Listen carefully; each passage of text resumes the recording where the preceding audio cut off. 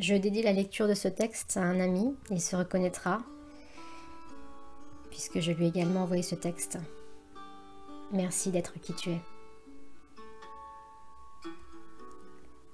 C'est l'histoire de la petite âme et du soleil, écrit par Neale Donald Walsch.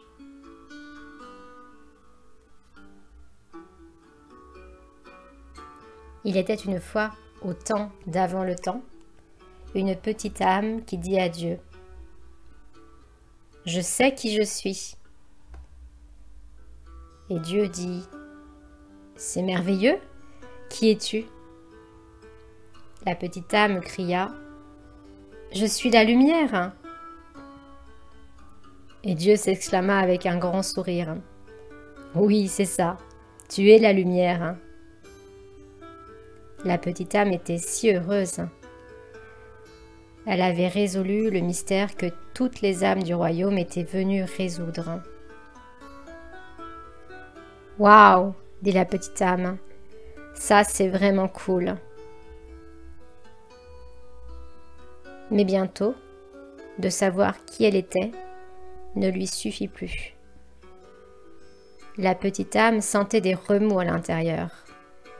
Et maintenant, elle voulait être celui qu'elle était. Et donc, la petite âme retourna voir Dieu. Ce qui n'est pas une mauvaise idée pour toutes les âmes qui veulent être celui qu'elles sont vraiment. Et dit : « Salut Dieu ! Maintenant que je sais qui je suis, est-ce que j'ai aussi le droit de l'être ? » Et Dieu dit : « Tu veux dire que tu veux être celui que tu es déjà ? » Eh bien, répondit la petite âme, c'est une chose de savoir qui je suis, et une autre totalement différente de l'être vraiment. Je veux sentir ce que ça fait d'être la lumière. Mais tu es la lumière, répéta Dieu, avec un autre sourire. Oui, mais je veux voir comment on se sent, s'écria la petite âme. Bon, dit Dieu avec un petit gloussement. Je suppose que j'aurais dû le savoir. Tu as toujours été le plus aventureux. Puis l'expression de Dieu changea. Il y a juste une chose. Quoi ? Demanda la petite âme. Eh bien, il n'existe rien d'autre que la lumière. Vois-tu ? Je n'ai rien créé d'autre que ce que tu es. Alors il n'y a pas de manière facile pour toi de faire l'expérience de ce que tu es, puisqu'il n'y a rien que tu n'es pas. Hein ? Dit la petite âme, qui était maintenant un peu perplexe. Pense-y de cette façon, dit Dieu. Tu es comme une bougie dans le soleil. Oh, tu y es, c'est certain. Avec des millions d'autres bougies qui constituent le soleil. Et le soleil ne serait pas le soleil sans toi. Non, il serait un soleil sans l'une de ces bougies. Et ça ne serait pas le soleil du tout, car il ne brillerait pas avec autant d'éclat. Et pourtant, comment te connaître en tant que lumière quand tu es parmi la lumière ? C'est la question. Eh bien, dit la petite âme toute ragaillardie, tu es Dieu. Trouve quelque chose. Dieu sourit encore une fois. Je l'ai déjà fait, dit Dieu, puisque tu ne peux pas te reconnaître en tant que lumière quand tu es dans la lumière. Nous allons t'entourer d'obscurité. Qu'est-ce que c'est l'obscurité ? Demanda la petite âme. Dieu répondit : C'est ce que tu n'es pas. Est-ce que j'aurais peur dans l'obscurité? S'écria la petite âme. Seulement si tu choisis d'avoir peur, répondit Dieu. Il n'y a vraiment rien à craindre, à moins que tu ne le décides. Vois-tu, nous inventons tout ceci. Nous faisons semblant. Oh, dit la petite âme, et déjà elle se sentait mieux. Puis Dieu expliqua que pour pouvoir faire l'expérience de quelque chose, son exact opposé allait apparaître. C'est un grand cadeau, dit Dieu, parce que sans cela, tu ne pourrais pas savoir à quoi ressemble cette chose. Tu ne pourrais pas connaître le chaud sans le froid, le haut sans le bas, le vite sans le lent. Tu ne pourrais pas connaître la gauche sans la droite, ici sans là-bas, maintenant sans jadis. Et donc, conclut Dieu, quand tu seras entouré par l'obscurité, ne brandis pas ton poing, n'élève pas ta voix et ne maudis pas l'obscurité. Sois plutôt une lumière vis-à-vis de l'obscurité et ne sois pas fâché de cela. Alors tu sauras qui tu es vraiment et tous les autres le sauront aussi. Laisse tant briller ta lumière que tous sauront combien tu es spécial. Tu veux dire que j'ai le droit de montrer aux autres combien je suis spécial? Demanda la petite âme. Bien sûr, dit Dieu en souriant. Tu en as tout à fait le droit. Mais souviens-toi, spécial ne veut pas dire meilleur. Tout le monde est spécial, chacun à sa façon. Et pourtant, bien des autres ont oublié cela. Ils ne réaliseront qu'ils ont le droit d'être spécial que si toi-même, tu reconnais que tu as le droit de l'être. Waouh, dit la petite âme, dansant et sautillant, riant et sautant de joie. Je peux être aussi spéciale que je veux. Oui, et tu peux commencer tout de suite, dit Dieu. Quelle partie du spécial veux-tu être? Quelle partie du spécial? Répéta la petite âme. Je ne comprends pas. Eh bien, expliqua Dieu, être la lumière, c'est être spécial. Et être spécial comprend beaucoup d'éléments. C'est spécial d'être gentil, c'est spécial d'être doux, c'est spécial d'être créatif, c'est spécial d'être patient. Est-ce que tu peux trouver d'autres façons d'être qui sont spéciales? La petite âme resta assise, en silence pendant quelques instants. « J'ai trouvé beaucoup de façons d'être spéciale », s'exclama alors la petite âme. « C'est spécial d'être quelqu'un qui aide. C'est spécial d'être quelqu'un qui partage. C'est spécial d'être amical. C'est spécial d'être attentif aux autres. » Oui, approuva Dieu. Et tu peux être toutes ces choses ou n'importe quel élément du spécial que tu souhaites être à tout moment. C'est ce que veut dire être la lumière.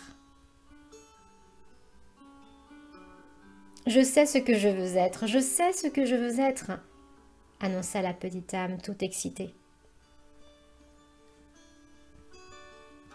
Je veux être la partie du spécial qui s'appelle celui qui pardonne. Est-ce que ce n'est pas spécial de pardonner? Oh oui, assura Dieu à la petite âme. C'est très spécial. D'accord, dit la petite âme. C'est ça que je veux être. Je veux être celui qui pardonne. Je veux faire l'expérience d'être comme ça. Bon, dit Dieu. Mais il y a une chose que tu dois savoir. La petite âme commençait maintenant à s'impatienter un peu. Il paraissait toujours y avoir des complications. « Qu'est-ce que c'est » dit la petite âme, en soupirant. «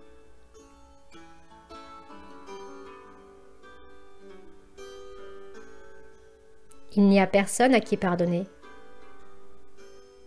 « Personne ?» La petite âme ne pouvait à peine croire ce qui venait d'être dit. « Personne, » répéta Dieu. « Tout ce que j'ai fait est parfait. Il n'y a pas une seule âme dans toute la création qui soit moins parfaite que toi. Regarde autour de toi. » C'est alors que la petite âme réalisa qu'une large foule s'était réunie. Des âmes étaient venues de près, de loin, de tout le royaume, car la nouvelle s'était répandue que la petite âme avait cette conversation extraordinaire avec Dieu, et chacun voulait entendre ce qu'il disait. Regardant les innombrables autres âmes réunies là, la petite âme dut acquiescer. Aucune ne paraissait moins merveilleuse, moins magnifique, au moins parfaite que la petite âme elle-même. Tel était le prodige des âmes réunies autour d'elle. Et si brillante était leur lumière que la petite âme pouvait à peine les regarder. Alors, à qui pardonner ? Demande Dieu. Eh bien, ça ne va pas être drôle du tout, grommela la petite âme. Je voulais faire l'expérience d'être celui qui pardonne. Je voulais savoir quel effet ça faisait d'être cette partie-là du spécial. Et la petite âme apprit ce que c'était que d'être triste. Mais juste à ce moment-là, une âme amicale s'avança de la foule. « Ne t'inquiète pas, petite âme, » dit l'âme amicale. « Je vais t'aider. »« Tu vas m'aider ?» La petite âme s'illumina. « Mais qu'est-ce que tu peux faire ? » « Je peux te donner quelqu'un à qui pardonner, tiens. »« Tu peux ? » ?»« Certainement, » gazouilla l'âme amicale. « Je peux venir dans ta prochaine vie et faire quelque chose que tu pourras pardonner. »« Mais pourquoi ? Pourquoi ferais-tu cela ? » demanda la petite âme. « Toi qui es un être d'une telle perfection achevée, toi qui vibres à une telle vitesse que cela crée une lumière si brillante que je peux à peine te regarder. Qu'est-ce qui pourrait te faire vouloir ralentir ta vibration à une telle vitesse que ta brillante lumière deviendrait sombre et dense ? Toi qui es si léger que tu danses sur les étoiles et que tu te déplaces à travers tout le royaume à la vitesse de ta pensée. Qu'est-ce qui te ferait venir dans ma vie et te rendre si lourd que tu pourrais faire cette mauvaise chose ? C'est simple, dit l'âme amicale. Je le ferai parce que je t'aime. La petite âme parut surprise par la réponse. Ne sois pas si stupéfait, dit l'âme amicale. Tu as fait la même chose pour moi, tu ne te souviens pas ? Oh, nous avons dansé ensemble, toi et moi, bien des fois. À travers les éternités et les âges, nous avons dansé. À travers le temps tout entier et dans bien des lieux, nous avons joué ensemble. C'est juste que tu ne t'en souviens plus. Nous avons tous deux été l'ensemble de toutes choses.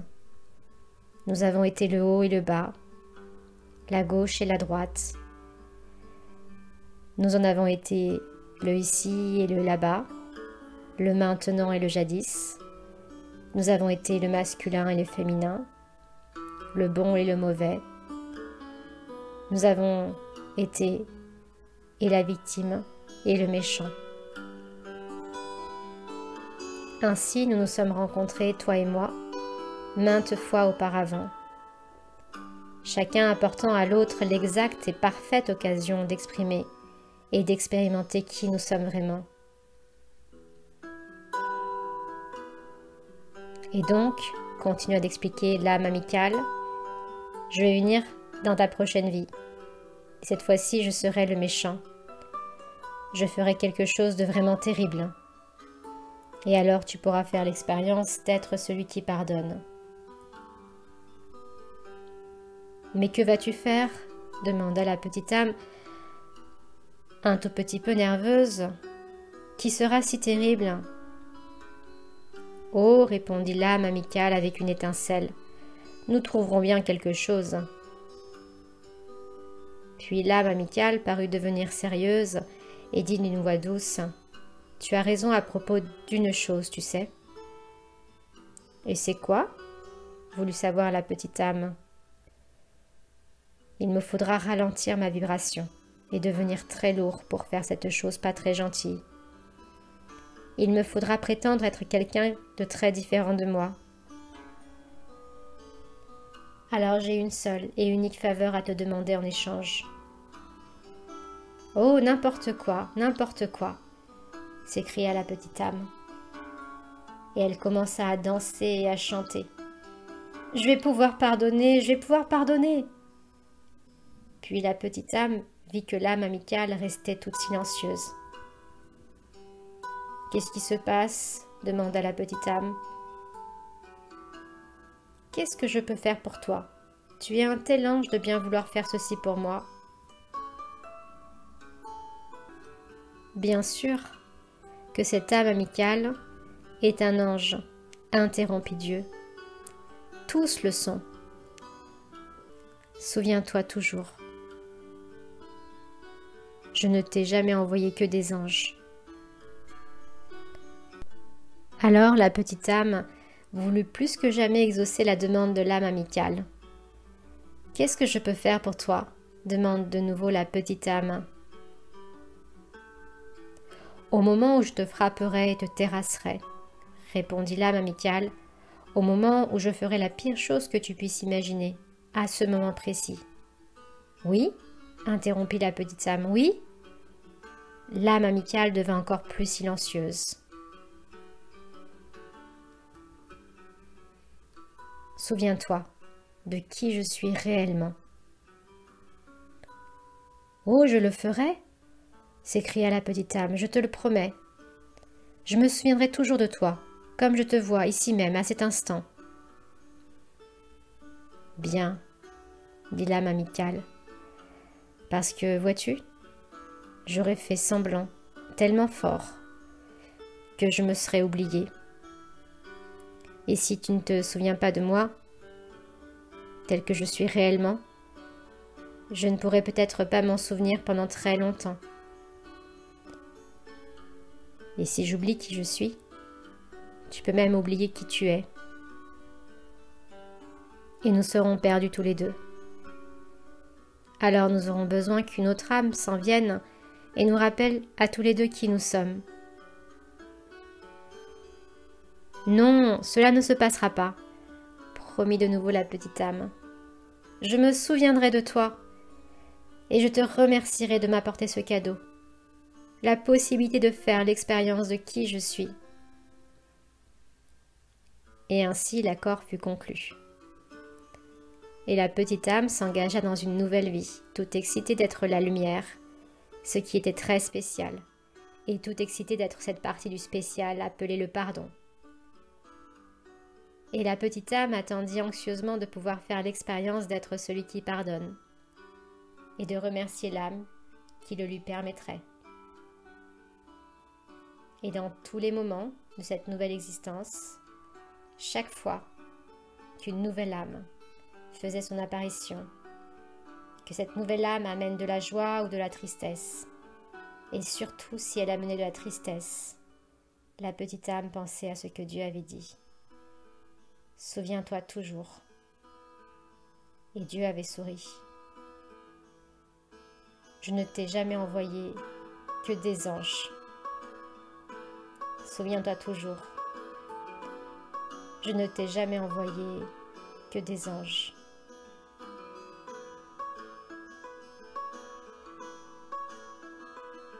Merci, Neil Donald Walsh, pour ce magnifique texte.